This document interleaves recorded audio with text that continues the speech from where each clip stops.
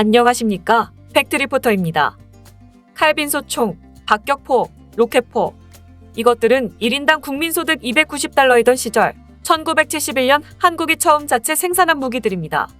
6.25 전쟁 이후 미국의 보호 아래 있던 한국은 1969년 자국 방위의 책임은 자국 스스로 져야 한다는 닉슨 독트린 선언으로 더 이상 미국에게 의지할 수 없었습니다. 이에 1970년 박정희 대통령은 무기 국산화를 지시합니다. 그렇게 한국 방위 산업은 태동했습니다. 그로부터 50년, 한국은 세계 무기 수출 강국으로 발전하게 됩니다. 얼마 전 폴란드와 사상 최대의 무기 수출 계약을 맺었습니다. 폴란드는 왜 어마어마한 무기를 한국에게서 사들인 걸까요? 러시아가 전격적으로 우크라이나를 침공했습니다. 러시아가 나토 동맹국들과의 완충 지역으로 여겨왔던 우크라이나가 친서방 정책을 펼치며 나토 가입을 시도합니다. 러시아로서는 용납할 수가 없었습니다. 우크라이나가 유럽 군사 동맹체인 나토 회원국이 된다면 직접적인 러시아에 대한 위협 요인이 되기 때문입니다. 우크라이나에서 러시아의 수도 모스크바까지는 500km에 가까운 거리입니다. 우크라이나의 나토 가입은 모스크바가 나토의 미사일 사정거리에 놓이게 되는 것을 의미합니다. 또한 우크라이나 대부분이 평원 지역이라 만약 나토 동맹과 전쟁이 일어난다면 러시아로서는 방어하기에 어려움이 많아집니다. 이를 반대하던 푸틴은 마침내 전쟁을 일으킵니다. 모든 국가는 군사대국 러시아의 일방적인 승리를 예상했지만 3일 만에 전쟁을 끝낼 수 있다고 생각했던 전쟁은 벌써 7개월이 넘어갑니다. 전쟁의 장기화는 주변국들의 긴장을 불러왔습니다. 특히 1, 2차 대전 때 최대 피해국 중 하나인 폴란드는 걱정이 많습니다. 폴란드와 러시아는 우크라이나를 사이에 두고 있어 우크라이나가 전쟁에서 패한다면 폴란드가 최전방에서 러시아를 맞서야 하기 때문입니다. 폴란드는 러시아의 우크라이나 침공을 강 건너 불구경하듯 할 수 없었습니다. 폴란드는 러시아 침공이 시작되자 매우 적극적으로 우크라이나를 도왔습니다. 가장 많은 우크라이나 전쟁 난민을 받아들였고 미국, 영국에 이어 세 번째 규모인 18억 달러 상당의 자국 무기를 가장 먼저 지원했습니다. 현재 자국 무기 창고를 채워야 하는 입장에 놓였습니다. 이 전쟁이 어떻게 결말이 나든 폴란드는 자주국방을 위해 다시 무기를 준비해야 합니다. 그래서 선택했습니다. 대한민국의 K-웨폰을 말입니다. 이번 폴란드 무기 수출에 있어서 크게 작용한 한국 무기 장점은 가성비, 빠른 납기, 유지비, 기술 이전 등이었습니다. 남북한의 대치 상태인 한국은 지속적으로 전력 증강을 해오면서 대량 생산과 생산 단가를 낮출 수 있는 시스템을 갖출 수 있었습니다. 반면 영국이나 독일 같은 경쟁국의 경우는 지속적인 군비 축소로 인해 생산량을 줄였고 그만큼 생산 단가가 높을 수밖에 없는 구조를 갖게 되었습니다. 자주포 K9의 가격은 40억이지만 이와 비슷한 성능의 자주포는 가격이 무려 100억에 이릅니다. 가격에서 월등한 차이를 보입니다. 그리고 현재 우크라이나 전쟁으로 긴박한 상황에서의 빠른 납기는 한국에 특히 유리하게 작용했습니다. 당초 폴란드는 전차를 미국에게 요구했으나 2025년이 돼야 전차를 공급할 수 있다는 통보를 받았습니다. 이 틈새를 한국이 공략했습니다. 한국은 이미 대량 생산 능력을 갖추고 있었고 폴란드는 자국을 방어할 빠른 무기 공급처가 필요했습니다. 수요와 공급이 맞아떨어진 겁니다. 마지막 장점은 유지 비용과 기술 이전입니다. 전쟁과 같이 갑작스럽게 발생하는 국가위기 상황에서는 얼마나 좋은 무기를 확보하고 있는가가 아니라 얼마나 잘 훈련된 군인을 보유하고 있는가와 얼마나 잘 관리된 무기를 가지고 있는가가 훨씬 중요합니다. 이번 폴란드 수출 계약은 일부는 완제품을 공급하고 일부는 현지에서 생산에 공급하는 내용을 포함하고 있어 이에 유발되는 유지보수 측면에서의 비용 절감 효과와 자연스러운 기술 이전 효과가 폴란드에게는 매력으로 다가갔습니다. 이러한 이유로 폴란드는 한국산 무기를 선택했습니다.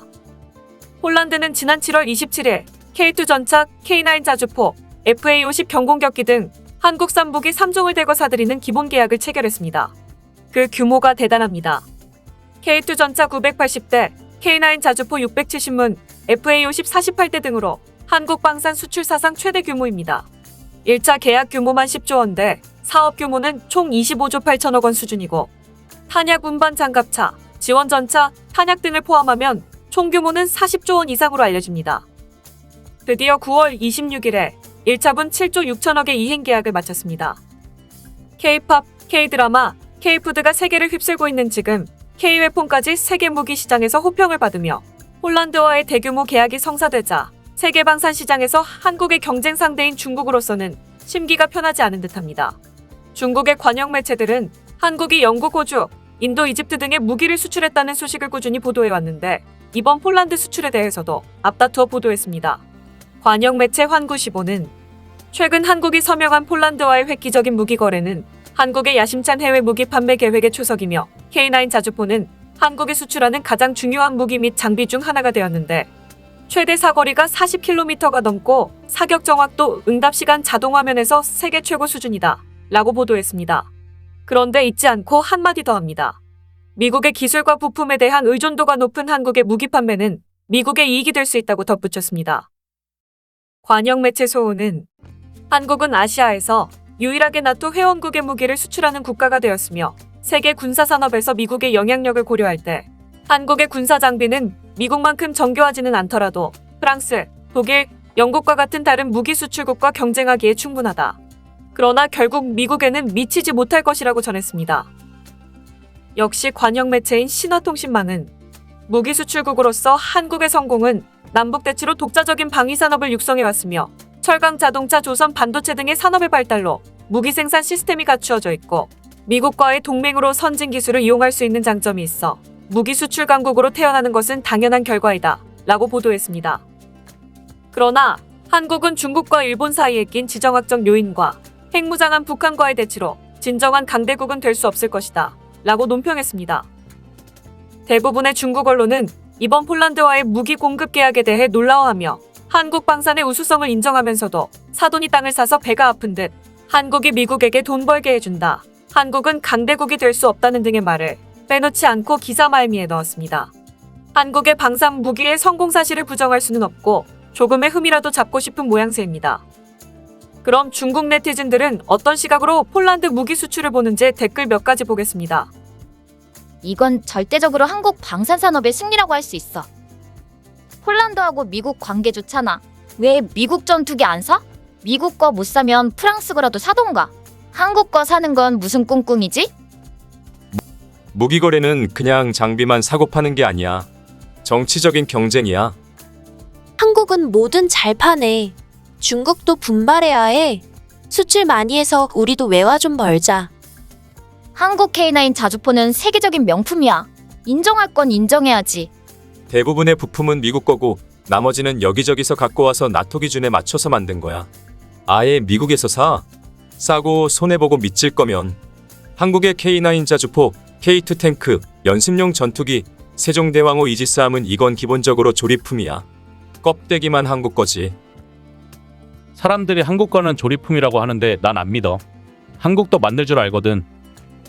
한국 무기 쓸 수나 있나? 한국의 방산이 힘을 내기 시작하네. 한국 정말 강한 것 같아. 후발 선진국이지만 중국이 배울 게 많아. 특히 영화계가 배워야 돼. 한국 방산은 상대적으로 규모가 크고 분야도 다양하지만 기술력으로 따지면 아직 일본보다 못해. 한국의 방산산업은 벌써 일본 제쳤어. 세계에서 중요한 무기 생산국이 됐거든.